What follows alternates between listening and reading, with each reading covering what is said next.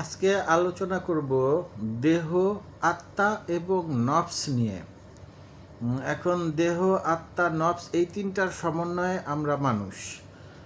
আর দেহ, এই মানুষকে আমরা তুলনা করতে পারি একটা কম্পিউটারের সাহায্যে। একটা কম্পিউটারের যেমন তিনটা পার্ট থাকে, মানে একটা কম্পিউটার চালানোর জন্য তিনটা অপরিহার্য অংশ দরকার। প্রথমটা হচ্ছে আপনার এটা হার্ডওয়্যার, মানে ওই যে কিবোর্ড, মাউস, সিপিইউ, মনিটর ইত্যাদি। আর এইগুলা পরিচালনা করার জন্য আসল যেই জিনিসটা লাগে সেটা হচ্ছে প্রোগ্রাম। যেমন উইন্ডোজ 97, উইন্ডোজ এখনকার আছে উইন্ডোজ 10 প্রোগ্রাম। এটা হচ্ছে ওই হার্ডওয়্যারটাকে চালানোর জন্য যেটা প্রয়োজন। আর হচ্ছে লাগে ইলেকট্রিসিটি। এই তিনটা। এখন আমরা মানুষের বডিটাকে তুলনা করতে পারি হার্ডওয়্যারের সাথে, আর নফসকে তুলনা করতে পারি সেই সফটওয়্যারটার সাথে, উইন্ডোজ 10। আর আত্মাটা হচ্ছে কারেন্ট, ইলেকট্রিসিটি, পাওয়ার সাপ্লাই, যেটা ছাড়া হয় না। আপনার বডি আছে, মানে হার্ডওয়্যার আছে, সফটওয়্যার আছে, ইলেকট্রিসিটি নাই, চলবে না। আবার ইলেকট্রিসিটি আছে, বডি আছে, মানে হার্ডওয়্যার আছে, সফটওয়্যার নাই, চলবে না। কিন্তু আবার দেখেন, এই যে প্রোগ্রামটা আপনার হার্ডওয়্যার নষ্ট হয়ে গেল, এটা ফালাই দিলেন, কোনো ব্যাপার না। আপনি সফটওয়্যারটাকে সুন্দর করে টেক ওভার করে আরেকটা হার্ডওয়্যারের ভিতর ইনস্টল করলে সেই সেম কাজটা, সেম জিনিসটা আবার চালানো সম্ভব। এই এই যে এই যে প্রোগ্রামটা, এটা হচ্ছে আমাদের নফস। আর যে হার্ডওয়্যারটা, এটা হচ্ছে আমাদের বডি। আর ইলেকট্রিসিটি, এটা হচ্ছে আমাদের আত্মা। যেমন আল্লাহ যখন প্রথম মানব আদমকে তৈরি করলেন, তখন আল্লাহ বলেন সে তৈরি করছি, কিন্তু সে নড়াচড়া করে না। তারপর আমি ফুৎকার করে দিলাম, মানে তার ভিতরে ইলেকট্রিসিটি দিয়ে দিলেন, রূহ, আত্মা। এটা হচ্ছে আল্লাহর হুকুম, এটাই ইলেকট্রিসিটি। এবং আশ্চর্যজনক বিষয় হচ্ছে আমাদের বডি পুরোটাই ইলেকট্রিসিটি দিয়েই চলে। যাই হোক, আমরা ওই দিকে যাব না। এই যে আত্মা, মানে ইলেকট্রিসিটি দিয়ে দিলেন, আল্লাহর হুকুম। হ্যাঁ। আর বডি, নফস, এগুলো তো আমরা মোটামুটিভাবে একটা তুলনামূলক আলাপ করলামই। যেমন বডিটা আমাদের নষ্ট হয়ে গেল, যেই নফসটা আমাদের আল্লাহ ঠিকই যে কোনো সময় টেক ওভার করতে সক্ষম, এবং বিচার, শাস্তি যা হয় সেই নফসের হবে। আমাদের বডিটা শুধু একটা সে পানি যেমন বাটিতে ঢাললাম, সে বাটি, আর কিছু না। একটা বডি, জাস্ট হার্ডওয়্যার। আমাদের বডি, এখনকার বডি আসলে এখনকার বডি কোনো ধরনের ব্যথা, অনুভূতি এইগুলা বুঝতে সক্ষম না। নফস আমাদের সমস্ত ব্যথা, আবেগ, অনুভূতি, দুঃখ, ভালোবাসা, আনন্দ, বেদনা সব কিছু আমাদের নফস অনুভব করে। আর আখিরাতে শাস্তিও দেওয়া হবে এবং পুরস্কারও দেওয়া হবে সেই নফসের। আল্লাহ প্রথম তৈরি করলেন সেই নফস, এবং অবিনশ্বর সেই নফস। আত্মাটা হচ্ছে শুধুই একটা হুকুম, আল্লাহর একটা হুকুম। এবং পবিত্র কোরআন আল্লাহ বলেন, আত্মা সম্পর্কে তোমাদের খুব কমই জ্ঞান দেওয়া হয়েছে। আসেন আমরা পবিত্র আল কোরআন থেকে নফস সম্পর্কে আল্লাহর কিছু আয়াত জেনে নেই। সূরা 30-27 নম্বর আয়াত, তিনি প্রথমবার সৃষ্টিকে অস্তিত্বে আনয়ন করেন, অতঃপর তিনি সৃষ্টি করেন, এটা তার জন্য সহজ। এখন এই যে তিনি প্রথমবার সৃষ্টিকে অস্তিত্বে আনয়ন করেন, এইটাই প্রোগ্রাম। অস্তিত্বে আনয়ন করছেন, সৃষ্টি করেননি এখনও। তার অতঃপর তিনি সৃষ্টি করেন, এবং আল্লাহর পক্ষে এটা সহজ। এই যে অস্তিত্ব আনয়ন করলেন, এই অস্তিত্বটাই হচ্ছে নফস। আর এই অস্তিত্বটা আনয়ন করার পরে, এই যে আগের আমি একটা ভিডিও করছিলাম আল্লাহর কম্পিউটার, এবং আল্লাহ যে এই কম্পিউটারে প্রত্যেক নফসকে চালিয়ে তাদের জীবনধারা একদম আখিরাত পর্যন্ত, বিচার দিবস পর্যন্ত আল্লাহ দেখে নিয়েছেন। এবং কলমকে বলেছিলেন লিখতে, কলম বলছিল আল্লাহ কি লিখবো, কলম বলছে যা জানো সব লিখে ফেলো।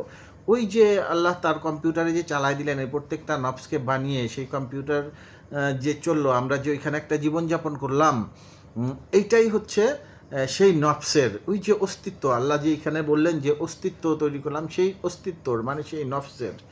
আচ্ছা, তারপরে অতঃপর তিনি সৃষ্টি করেন, তারপর উনি আমাদেরকে সৃষ্টি করেন।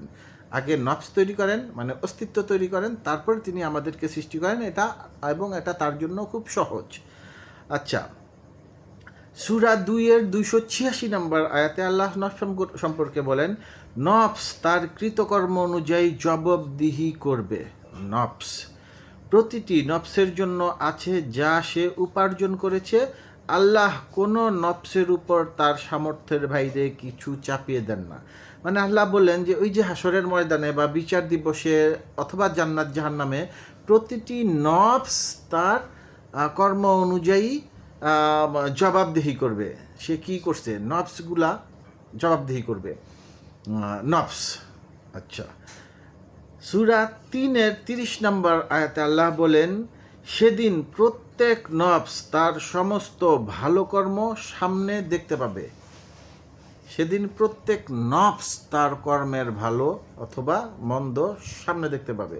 এই যে আমি একটা নফস, আমার বডি, সেই বডিটাকে সেই নফসে পরিচালিত করতেছে এবং আত্মাটা হচ্ছে শুধু একটা হুকুম, ইলেকট্রিসিটি, পাওয়ার সাপ্লাই।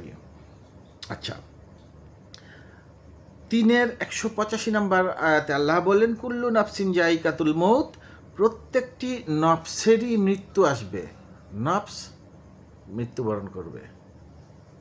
এটা কিভাবে, একটু পরে আয়াতের মাধ্যমে আমরা বুঝতে পারবো নিশ্চয়ই। আচ্ছা, আল্লাহ নফসকে তার মৃত্যুর সময় তুলে নেন আর ঘুমের সময়।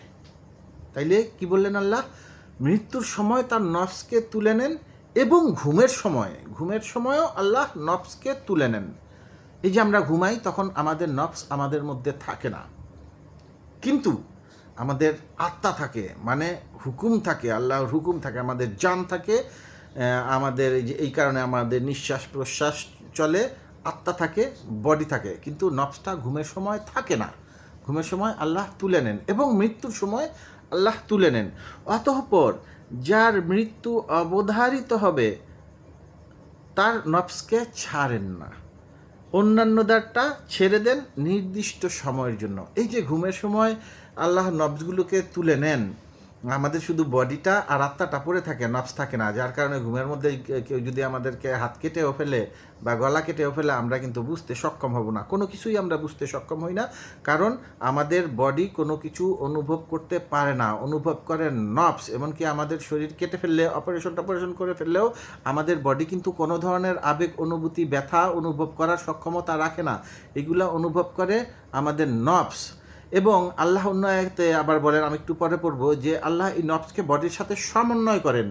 এখন মেডিকেল সায়েন্সের মাধ্যমে এই যে আল্লাহ সমন্বয় করছেন, এই সমন্বয়ের মধ্যে যখন একটা বেড়া, একটা বাধা তৈরি করে, তখন কিন্তু আমরা আর সেই ব্যথা এগুলো অনুভব করি না। ওই যে ইনজেকশনের মাধ্যমে অথবা সেন্সলেসের মাধ্যমে আমাদেরকে সেই নফস থেকে বডির যে আল্লাহ যে সমন্বয়, এই সমন্বয়ে সাময়িক বিচ্যুতি ঘটান সায়েন্স, এবং আমরা আর ব্যথা অনুভব করতে পারি না। কারণ ব্যথা আবেগ অনুভব করে, যত ধরনের আবেগ অনুভূতি, ব্যথা, দুঃখ, ভালোবাসা সব অনুভব করে আমাদের নফস, বডি কোনো কিছু অনুভব করতে পারে না। এবং এই কারণেই ওই যে কিয়ামতের ময়দানে শাস্তির বিধান এবং পুরস্কারের বিধানও সেই নফসের উপর।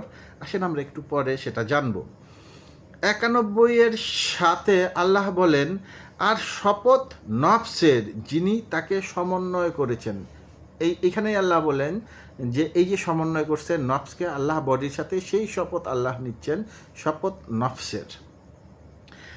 91-এর 9 এবং 10 আয়াতে আল্লাহ বলেন, যে ব্যক্তি তার নফসকে পরিশুদ্ধ করে সে সফল, আর যে তাকে কলুষিত করে সে ধ্বংসপ্রাপ্ত। মানে আমাদের বিচারও নফসের, পুরস্কারও নফসের, যার কারণে যে নফসকে পরিশুদ্ধ করে সে সফল, যে কলুষিত করে সে ধ্বংসপ্রাপ্ত। ধন্যবাদ। সালামু আলাইকুম।